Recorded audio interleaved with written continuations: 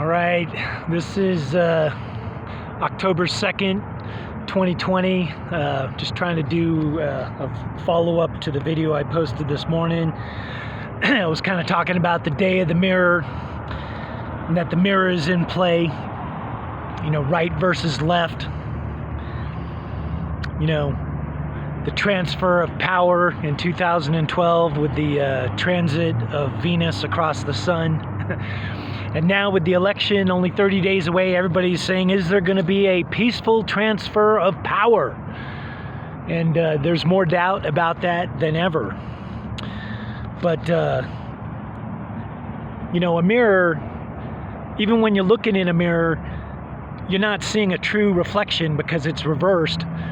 But, the mirror in 2020, there's also distortions, man. So it's almost like going into a funhouse and looking at one of the funhouse mirrors. Now you can't even tell what the reality is because you're looking in there and, it's making you fat. It's making your head big, small. So, that's kind of another thing about mirrors and what you're seeing inside of them. And, I kind of was talking about God and man, how God made man in his image, and likewise, man, when he's looking at himself, should see God reflecting back at him because it's, the same image. And we're talking on a spiritual level, not so much on a physical level. But,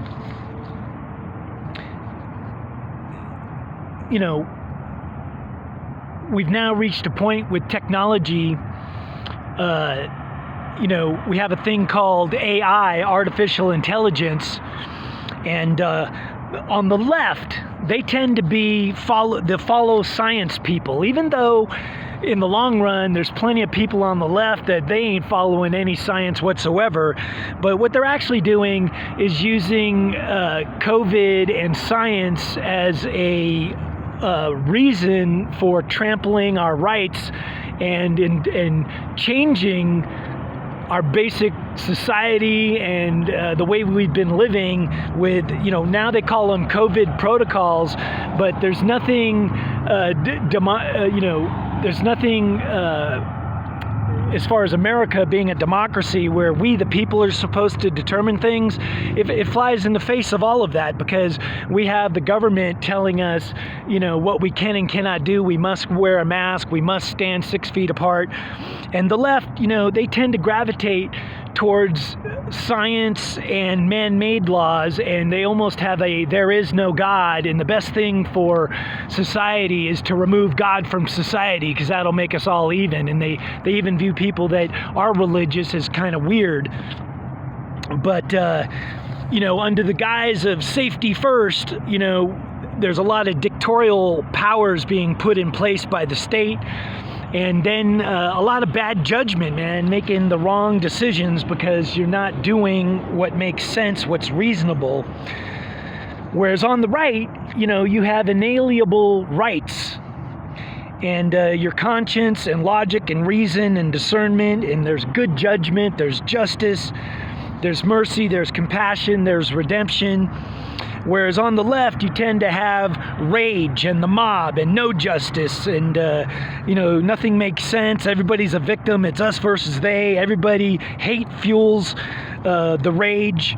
And everybody's going with the eye for an eye, tooth for a tooth, in a dog-eat-dog world. Whereas, I'm telling you, if there's any hope for mankind, that's not where we want to go. That's not the path or the direction we want to go on.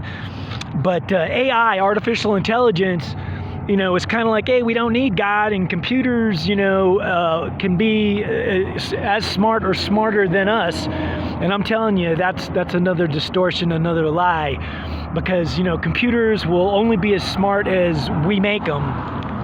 And, AI, the counterpart to that on the right is DI, or divine inspiration or divine knowledge, because scriptures tell us that all wisdom, all knowledge flows from God, man. And that's kind of half the problem. Going back to the Garden of Eden, is the tree of knowledge. Man ate of it, and God said, you'll die from eating that because you're not ready for it, And that's kind of where time repeats, cycles repeat. Like in the days of Noah, what the hell was going on? Well, I'll tell you what was going on. The left took over, the Tower of Babel. They said, we will build a tower to go to the heavens, to reach the heavens, and they had left God behind. God was no longer the center of their world. And, you might say God destroyed the world, but I would bet you money that mankind destroyed themselves, man, because they weren't walking with God. And that's kind of like the cycle that we're back into. We have to decide, are we going to put God front and center, right in front of our eyes, or are we going to, leave him behind? I left God. I don't need him. And, Proverbs 14:1 says, the fool has said in his heart, there is no God. And Psalms 53 verse 1 says the same thing. The fool has said in his heart, there is no God. And man has become corrupt and abominable. And the fool rageth, the fool is in the mob. If you're letting reason and logic and you got discernment, you're not going to be part of a raging mob. Because people that are in a mob, they're not thinking. They're just reverting to violence and destruction.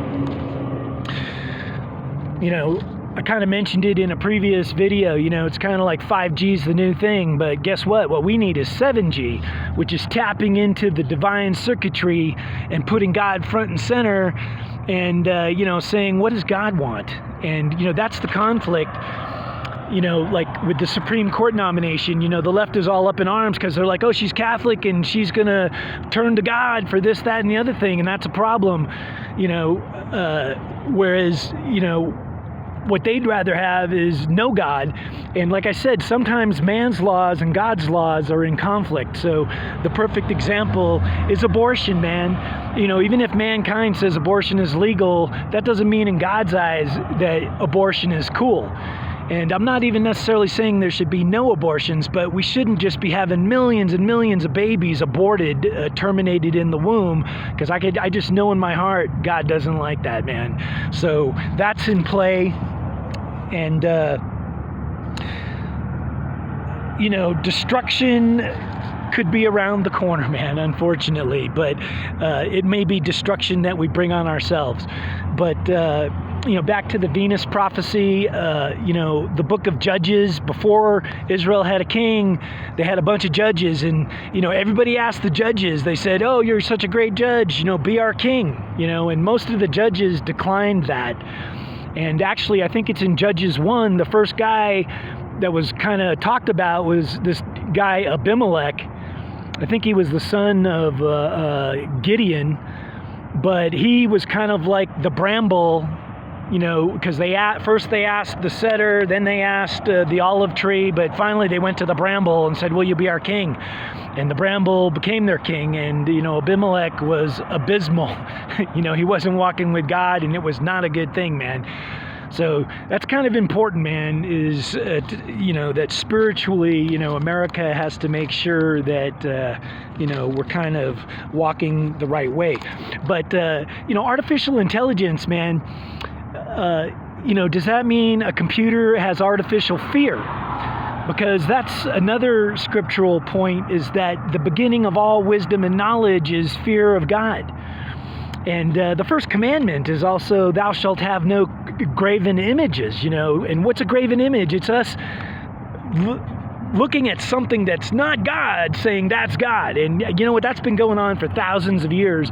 Most people have this picture of God that he's this big, huge, monstrous thing that will wipe you out and destroy you, and that there's this super narrow bandwidth. Narrow is the path and wide is the path to destruction. But, the reality is God actually gives us a huge bandwidth, man. The 7G bandwidth there's more freedom there, than you can possibly imagine. Whereas the left, that tries to tell you that there's a lot more freedom, they ultimately take away your freedoms because they believe the government has the right to tell you what to do and manage every aspect of your lives, whereas the truth of it is God actually, if you're walking with him and you're reflecting him and you got his spirit, he pretty much trusts you to do the right thing. And that's kind of where the right is.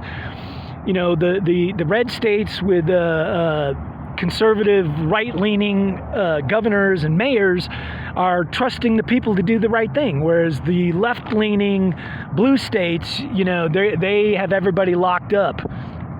And I'm telling you, that's not the way we were meant to be.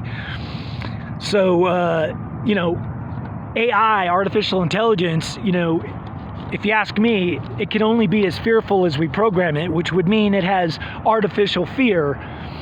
And the only reason I mention that is because right now there's a lot of people, both on the left and the right, that are ginning up irrational fear. And the decisions we're making as a society haven't been that good lately because you can't make decisions based on irrational fear. So real fear is fear of God, but it's not trembling in your boots thinking God's some big bad boogeyman. The fear of God is like a respectful fear that makes you want to do the right things because there are consequences for not doing the right thing.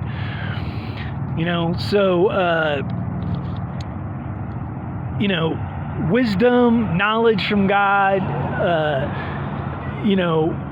that's the kind of stuff that will stop you from joining the mob, from burning down somebody's store, from harming others, because it flies in the face of what is right, and therefore you would fear the repercussions with God.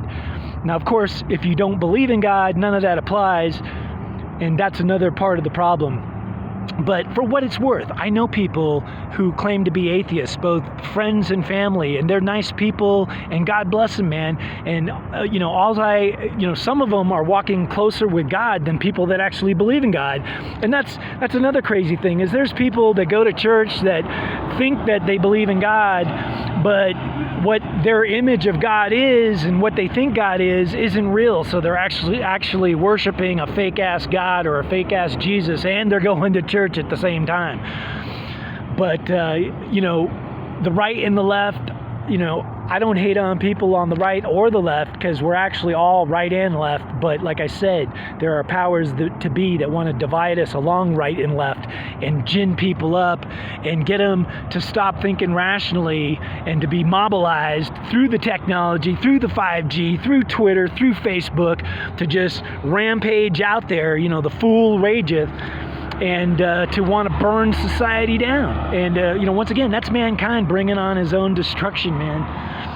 But the Venus prophecy, I'm just going to tell you, time and cycles repeat themselves, but that's the Venus prophecy, is the judges came before the king arrived, and they were men of renown, men that walked with God, men that did incredible things because God was with them and for them, and was trying to give real live demonstrations that could not be denied by those that did not believe. And once again, the Venus prophecy, with the tribe of Dan, that's what they did in Judges, is they went and stole a graven image, which kind of put them on a wrong track, but it's been happening over and over and over again. It's the golden calf.